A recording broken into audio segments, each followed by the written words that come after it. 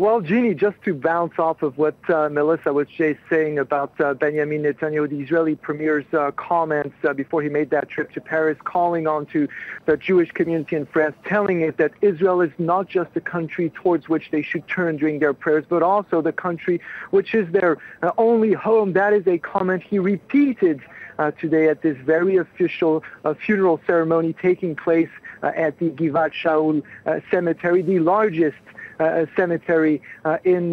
Jerusalem, a very solemn atmosphere, several thousand people attending, hundreds more coming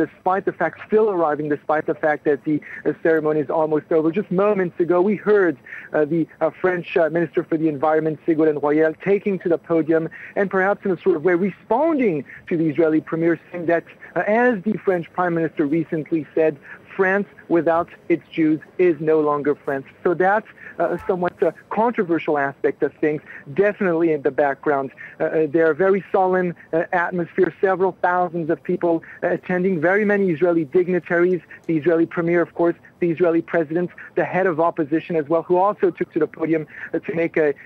speech, and Ségolène Royal, the French Minister for the Environment,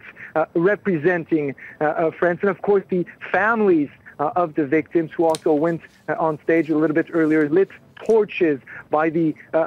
bodies of their close ones, fathers, for some brothers, and husbands. Very moving speeches made by those family members. Some chose to speak in Hebrew, others in English, and others in French, and while talking about the personality of the loved ones whom they lost and who are set to be buried imminently in this cemetery, which is not just any cemetery in Jerusalem. This is also the one where the 4 victims of the Toulouse attack. Remember when Mohamed Merah, that a gunman, shot 4 Franco-Israeli Jews in front of a Jewish school. Same cemetery where those 4 people were buried back then.